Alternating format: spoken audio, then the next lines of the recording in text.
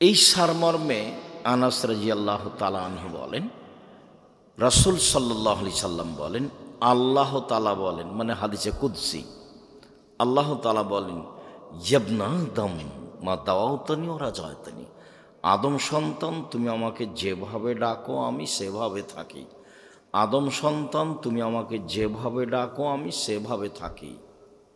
তুমি যেভাবে আশা পোষণ করো আমি পূর্ণ করে থাকি। তুমি আমার কাছে ক্ষমা চাইলে ক্ষমা করে দিই। আমি পরোয়া করি না তুমি কত বড় পাপী, আমি পরোয়া করি না তুমি কত বড় পাপী। তুমি যেভাবে ডাকো আমি সেভাবে থাকি। তুমি যেভাবে আশা পোষণ করো সেভাবে আমি পূর্ণ করে থাকি। আবার বলছেন, ইবনা আদম, আদমের ছেলে মেয়ে শোনো, লাউ বালাগাত জুনুবুকা সামায়, তোমার পাপ বেশি হতে হতে যদি আকাশে লেগে যায়, পাপ আর পাপ, ফাস্তাগফারতানি, এরপরে যদি তুই আমার কাছে ক্ষমা চাও, গাফারতুল্লাহকে, আমি তোমাকে ক্ষমা করে দেবো। আল্লাহ উবালি, আমি পরোয়া করি না তুমি কত বড় পাপী, আমি পরোয়া করি না তুমি কত বড় পাপী। তুমি যেভাবে ডাকো আমি সেভাবে থাকি। তুমি যেভাবে ডাকো আমি সেভাবে থাকি। তুমি যেভাবে আশা পোষণ করো আমি সেভাবে পূর্ণ করে থাকি। আল্লাহ তাআলা দুনিয়াতে এভাবে বললেন, বিচারের মাঠে আবার আমাদের সামনে আসবেন। আদম সন্তানের সামনে আবার আল্লাহ তাআলা বিচারের মাঠে আসবেন, এসে বলবেন, ইয়াবনা আদম আতাইলা বিকুরাবিলার যে খাতায়া, আজকে তো তোমরা উপস্থিত হয়েছো আকাশ জমিন পরিমাণ পাপ নিয়ে, পাপ আর পাপ, তোমাদের পাপে একবারে আকাশ জমিন পূর্ণ হয়ে আছে। মনে রেখো, আতেই তো গবে কোরা বেহাম্মাদ ফেরা, আমি আল্লাহ উপস্থিত হয়েছি ওই পরিমাণ ক্ষমা নিয়ে। তোমার যে পরিমাণ পাপ আমার সেই পরিমাণ ক্ষমা, তোমার যে পরিমাণ পাপ আমার সেই পরিমাণ ক্ষমা, তোমার যে পরিমাণ পাপ আমার সেই পরিমাণ ক্ষমা। তোমার পাপ যত আমার ক্ষমা তত, তোমার পাপ যত আমার ক্ষমা তত, যদি শিরক না থাকে। এইটা হলো জটিল কথা। যদি শিরক না থাকে তাহলে তোমার পাপ যত আমার ক্ষমা তত। বাংলাদেশের লোকের বাঁচার পথ কি? বাংলাদেশে শিরকের বন্যা চলে। আমরা তো মনে করি পানির বন্যা, বন্যা যখন আসে তখন পানির বন্যা, শিরকের বন্যা আছে। দুধের ছেলে ঘুম থেকে উঠে গিয়ে স্কুলে গিয়েই বলছে, ও কালিমা তোমার আকাশ, ও কালিমা তোমার বাতাস। তা আকাশ বাতাস কি কালিমার না আল্লাহর? তাহলে বাংলাদেশের মানুষ জন্মসূত্রেই মুশরিক। বাংলাদেশের মানুষ ছেলে মেয়ে জন্মসূত্রেই মুশরিক। তোমরা কি পড়াশোনা করো সেটা আমার এখনো ধরা পড়েনি। বাংলাদেশের ছেলেরা ওর বাপ মা বলছে যে আমার ছেলের মেধা ভালো, গোল্ডেন পেয়েছে, আমি তাকে বড় ডাক্তার বানাবো, আমি তাকে বড় ইঞ্জিনিয়ার বানাবো। প্রায় ডাক্তারি চোর, প্রতারক। তোমাদের গ্রামের ভালো ডাক্তারের কথা আমি বলিনি, তবে যেই কোম্পানি তাকে টাকা দেয় সেই কোম্পানির ওষুধ লিখে। তো তোমার বাপ যে অত টাকা পয়সা খরচ করে পড়িয়েছে, তো এটা কি? প্রায় ইঞ্জিনিয়ারি চোর। দুই একজনের কথা আমি বলছি না, দেখো রাস্তাঘাট ঘর বাড়িতে ওর চুরি। তো এগুলো দিয়ে জাতির কি হবে? ওর জন্মই হলো শিরক দিয়ে, চলাফেরাই শিরক দিয়ে, ওর বিদ্যের সূচনাই শিরক। আবার ও প্রতারক। তোমার বাপ তো যেদিন তুমি ম্যাট্রিক পরীক্ষা দাও, ভালো রেজাল্টের জন্য তিনজন শিক্ষক রেখেছিল। যেদিন তুমি বিশ্ববিদ্যালয়ে ভর্তি হওয়া ইন্টারের পরে, সেদিন সাবজেক্ট প্রতি একটা করে শিক্ষক রেখেছে। আমার ছেলের মেধা ভালো। তোমার বাপের কত গল্প, আর তোমার মায়ের খালার সামনে করে, ফুফুর সামনে করে, বোনের সামনে করে। তোমার বাপের আর তোমার মায়ের গল্প খালি বন্যার মতো ভাসছে, সেটা তুমিও জানো। তুমি মেধাবী ছেলে, তো মেধার ফলাফলে তুমি হলে চোর, মেধার ফলাফলে তুমি হলে প্রতারক। আর তোমার মেধা যদি খুব বেশি ভালো হয়, সিরাজগঞ্জ জেলায় বাড়ি হিসেবে চলে গেছো লন্ডন আমেরিকায়, তারপরে তোমাকে তো তারা বড় চাকরি দিবে না। আব্দুল্লাহর বক্তব্য শোনো, এরা সব গোলাম, গোলামকে ওরা বড় চাকরি দিবে? খুব মেধা ভালো হিসাবে ওকে বলেছে যে আপনি হলেন সুইপারদের প্রধান, বেতন 5 লাখ। তো এখন যদি ও ঢাকা পিজি হাসপাতালে ডাক্তার, হয়তো বেতন 3 লাখ। তো ওখানে ও 5 লাখ বেতনে তো থাকবেই। আবারও বলছে তোকে সিটিজেন দিলাম, তো এ নাগরিক, তো এখন বলছে যে আমি আমেরিকার নাগরিক, আমি আমেরিকার নাগরিক, আমি লন্ডনের নাগরিক। ওর বাপও বলছে আর মাও বলছে। ছেলে কিন্তু সুইপারের প্রধান। তো ওইরকমই আমি এখন বাড়িতে ঢুকছি, তা আমার আগে এগোনি বাড়ির মালিক আছে, তো ছেলে বের হয়েছে। ছেলে এখন বাপকে বলছে গুড মর্নিং। তখন বাপও বলছে গুড মর্নিং। সকালে ফজরের সালাতের পরের ঘটনা। এখন আমি কি করতে পারি? খেতে বসে আমি এখন বলছি ভাইজান আমি কি বলি, আসলে লন্ডন টাকা ইনকাম করতে এসেছি, ধর্ম বিক্রি করতে আসিনি, আদর্শ বিক্রি করে খেতে রাজি নই। কয়েক কোটি গুড মর্নিং যদি এক পাল্লায় দাও আর একটা যদি আসসালামু আলাইকুম এক পাল্লায় দাও, বলো তো কোন পাল্লা ভারী হবে? তো তোমার বাপ তোমাকে কি শিখালো? তোমার বাপ মায়ের অবস্থা দেখলে আমার মনে হয় চাঁপাইনবাবগঞ্জের ভাষা, আমও গেল ছালাও গেল, কাঁদতে কাঁদতে দুই চোখও গেল। আর যদি চাঁপাইনবাবগঞ্জের ভাষা বুঝতে না পারো তাহলে ছোটকালে একটা কবিতা পড়েছিল, ওইটা বললে ভালো বুঝতে পারবা। সেটা কি? বাবু বলে মাঝি চাঁদ কেন বাড়ে কমে রে। তো মাঝি বলছে এসব কি আর আমি জানি, তোর জীবন চারা নাই মিছে। মাঝি এই হয় কেন রে, ওসব কি আর আমি জানি, দেখি তোর জীবন আটা নাই মিছে। মাঝি এসব বলতে পারিস, আমি কি ওসব জানি, দেখি তোর জীবন 12 আনাই মিছে। এই পর্যন্ত বাবু পৌঁছেছে। তো বাতাস উঠেছে, নৌকা হিলে উঠেছে। এখন মাঝি বলছে বাবু সাঁতার জানো বাবু? তখন বাবু বলছে না রে মাঝি, না আমি তো সাঁতার জানি না। এখন মাঝি বলছে বাবু এখন দেখি তোর জীবন 16 আনাই মিছে। তোমার বাপের অবস্থা এই, তোমার মায়ের অবস্থা এই, দেখো তুমি তলিয়ে। না না, তোমার মা বুঝে ছেলে মানুষ করা? আরে ছেলে মানুষ করতে হবে জাতির জন্য, জাতিকে পরকালমুখী করার জন্য। তোমার বাপ টাকার স্বার্থে ছেলে মানুষ করেছে। তোমার বাপ জোর করে টাকা নিতে পারবে? তুমি এই দেশে চাকরি করো কোম্পানিতে, 10 লক্ষ টাকা তোমার বেতন, কোম্পানি, আর যে কোম্পানির মালিক সে হলো ভোদাই, ও অক্ষরও চিনে না। কত দেখবে? তাহলে টাকা ভোদাইয়ের না তোমার বাপের? টাকা তো উপর থেকে লেখা আছে, টাকা কত ইনকাম করবা তুমি লেখা আছে উপর থেকে। হায়াতাহা অমাউতাহা অরিস্কাহা অমাসায়েবা। আমি মাস্ক ব্যবহার করিনি, মাস্ক ব্যবহার করে ভাগ্য বাড়াতে আমি রাজি নই। কেন? আল্লাহ নবী বলেছেন যে মানুষের সৃষ্টির 50,000 বছর পূর্বে, আদমের সৃষ্টির 50,000 বছর পূর্বে ওর লেখা আছে 4টে জিনিস। 1 তার মরণ, 2 তার জীবন, 3 তার রুজি, 4 তার বিপদ আপদ, করোনা। করোনা লেখা আছে। যদি সেদিন তার করোনা লেখা হয়ে থাকে আর আজকে যদি পাথরের ভেতরে ঢুকে রেহাই পাবে না। তো ঢাকা গেছি আমি এক করোনার লোককে দেখতে, তোর ছেলে মেয়ে বলছে হুজুর ভিতরে আসেন না, হুজুর ভিতরে আসেন না, হুজুর ভিতরে আসেন না। বলো কি তুমি? তোমার বাপের গায়ে হাত দিয়ে দোয়া পড়ে যাব আমি, আব্দুর রাজ্জাক বিন ইউসুফ। করোনার 5 পয়সা দাম দিই না আমি। শোনো, এতে যদি আমারও করোনা হয় বলবো না তোমার বাপের গায়ে হাত দিয়েছিলাম সেই জন্য আমার করোনা হয়েছে। আমি বলবো পৃথিবী সৃষ্টির 50,000 বছর পূর্বে আমার ভাগ্যে করোনা লেখা ছিল, তাই হয়েছে। কি বলো তুমি? অল্প সময়ে আমাকে মোশরেক বানাতে চাও? মাস্ক দিয়ে আমি ভাগ্য বাড়াতে রাজি নই। কি করলো তোমার বাপ আর কি করলো তোমার মা? আরে ঠাকুর বাঙালিদের শত্রু, ঠাকুর ঢাকা বিশ্ববিদ্যালয়ের শত্রু, ঠাকুর মুসলমানের শত্রু, ঠাকুর জাতির শত্রু। যেদিন ভারত বাংলাদেশ পাকিস্তানের মুসলমান ইংরেজদের হাতে নির্যাতিত, সেদিন ঠাকুর লন্ডনে মুছ পাকায়। সেদিন ঠাকুরের মান মর্যাদা লন্ডনে দেখে কে? সেই ঠাকুরের কবিতা আমার ছেলে পড়ে? আমি অত কাপুরুষ নই, আমি অত মূর্খ নই। আমি আপনাকে কোনো দিন শিক্ষিত মনে করতে পারিনি, না আপনাকে, না আপনার ছেলেকে, না আপনার মেয়েকে, না আপনার জাতিকে।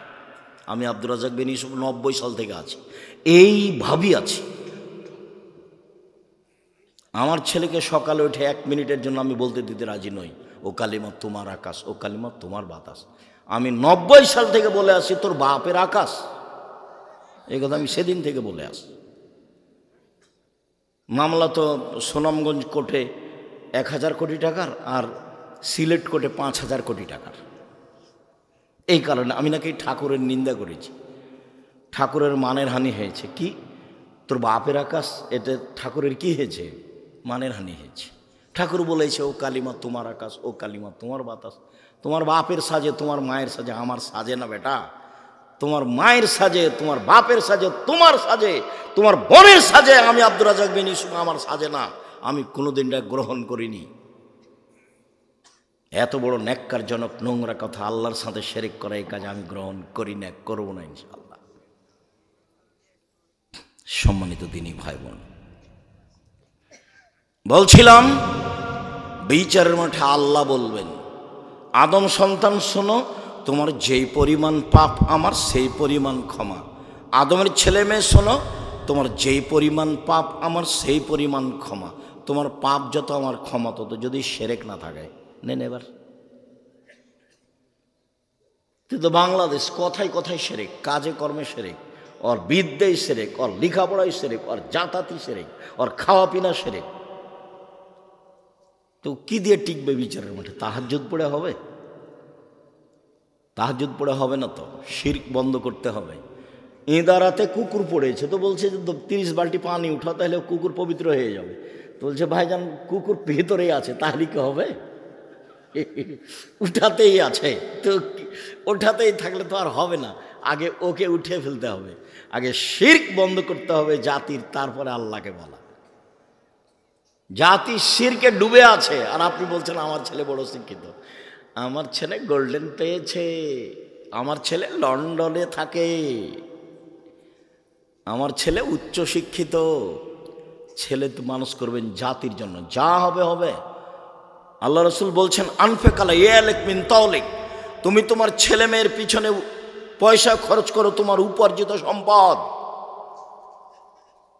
এই দেশের কর্ণসূতির তালুকদার তার ছেলে মেয়েকে মানুষ করবে তালুকদারি জমিদারি দিয়ে, আপনি মানুষ করবেন চাকরি করে। আরেকজন মানুষ করবে তার ছেলে মেয়েকে দিনমজুরি করে, আরেকজন মানুষ করবে তার ছেলে মেয়েকে ভিক্ষা করে। উপার্জনের শেষ পথ ভিক্ষা, উপার্জনের শেষ পথ ভিক্ষা। ছেলে মেয়েকে মানুষ করতেই হবে, এটা আল্লাহর আদেশ। আল্লাহ রসুল বলছেন ফাবদা বেমা তাউলো, তোমার উপার্জিত সম্পদ খরচ করো তোমার ছেলে মেয়ের পিছনে। ছেলে মেয়েকে জাতির কল্যাণের জন্য মানুষ করতে হবে যে কোনো মূল্যে। মানুষ হিসাবে জীবন বাজি রেখে প্রাণপণে চেষ্টা চালিয়ে যাব।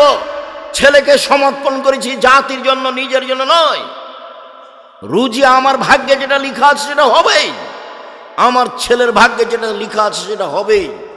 যদি আমার ছেলে বিদ্যা দিয়ে বড় বিদ্বান হতো, পয়সা উপার্জন করত, তাহলে ভোদাই মালিকের অধীনে 10 লক্ষ টাকা বেতনে চাকরি করত না। ভোদাই মালিক সে অক্ষরও চিনে না, সে কোটি কোটি টাকার মালিক। সেই হলো কোম্পানি প্রধান এমডি ওই, আর আপনার ছেলে মেধাবী ওখানে চাকরি করে। যখন আপনার ছেলে ওর ঘরে ঢোকে তখন বলে স্যার স্যার স্যার, এরকম করে। দেখেননি আপনার ছেলেকে? বেতন 10 লক্ষ। আপনি মনে করছেন যে অনেক টাকা, কিন্তু ওখানে যাও সিজদা করে। কেন এবার হবে? গোলাম কেন? আব্দুল্লাহর বক্তব্য শোনেন, গোলাম থেকে বের হয়ে আসতে হবে, দাসত্ব থেকে বের হয়ে আসতে হবে, তারপরে কোনো কথা। এই জন্য মক্তব চালু করেছে। দেশ বিদেশ ঘুরে এসে ভাবছে যে আব্বু আপনাকে তো দেখলাম 30 বছর থেকে বক্তব্য দিতে, আর মুসলমানকেও দেখলাম দেশ ঘুরে, তাতে দেখলাম মুসলমান সব দেশে গোলাম,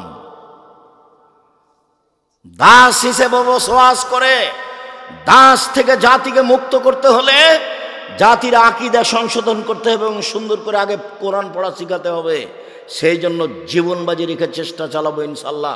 টেকনাফ থেকে তেঁতুলিয়া পর্যন্ত মক্তব চালু করবো ইনশাল্লাহ। জামিয়া সালাফির অধীনে আব্দুল্লাহর মক্তব চলে এখন 650।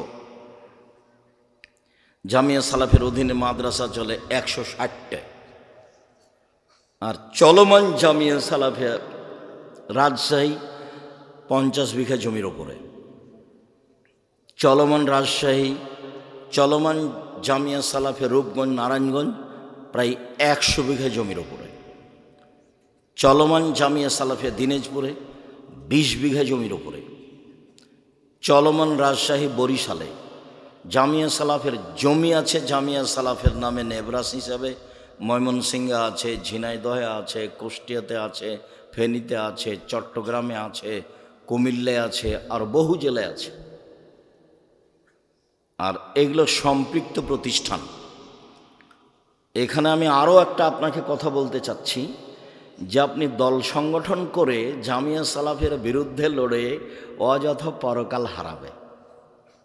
মুখ খুলিয়েন না, খুললে নিজেকে খাটো মনে করতে হবে। 5000 ছেলে মেয়ে পড়ে জামিয়া সালাফে। কতটি? 5000।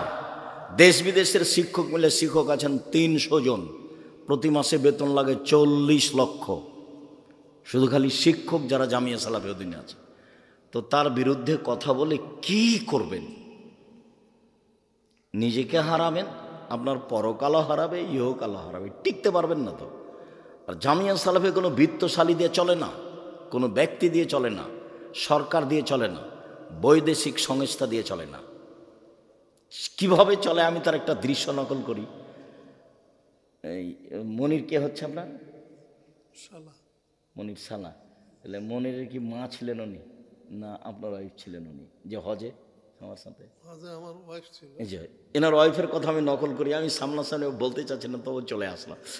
উনি আমার আগে আগে উঠে সিঁড়িতে দাঁড়িয়ে আছে, আমি উঠছি, তো আমাকে সামনে পেয়ে বলছে আমি এই 500 রিয়াল আপনার জামিয়া সালাফে দিলাম। একটা 500 টাকার একটা রিয়াল, একটা রিয়াল দেখে আমাকে, আমি তাকে চিনি না, জানি না, বুঝি না। জামিয়া সালাফে এইভাবে চলে। 40 লাখ টাকা বেতন এখানে আছে। প্রত্যেক দিন বিকেলে 40-50 লাখের মতো খালি মিস্ত্রি লেবার বিল আছে। কিভাবে চলে আমি সেটাও জানি না। শিক্ষক জানে না জামিয়া সালাফে কিভাবে চলে। ছাত্র জানার তো কোনো প্রশ্নই আসে না। জামিয়া সালাফের রসিদ বহি বাহিরে ব্যবহার হয় না। কোনো শিক্ষক রসিদ বহি ব্যবহার করতে পারবে না, তাহলে তার জরিমানা হবে। জামিয়া সালাফে কিভাবে চলে ছাত্র জানে না, শিক্ষক জানে না, কমিটি জানে না, আমি ভালোভাবে জানি না, তো আপনি কিভাবে জানবেন? জামিয়া সালাফের নিচে কোনো ভিত্তি নাই, এমনি চলমান ভ্রাম্যমান জামিয়া সালাফি। আর আমি তো কোনো বৃত্তশালী নই।